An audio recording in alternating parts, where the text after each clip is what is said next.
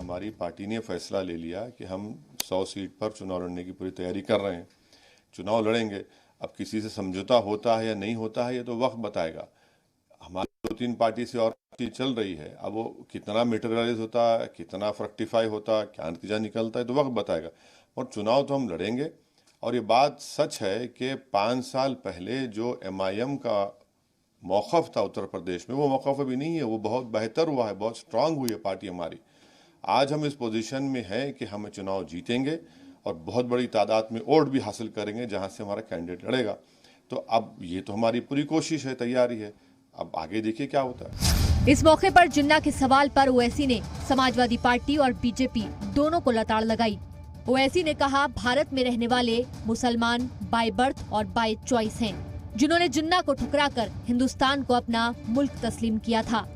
इस मौके पर ओवैसी ने 2 नेशन थ्योरी के लिए जिन्ना के साथ ही सावरकर को भी इसका जिम्मेदार बताया।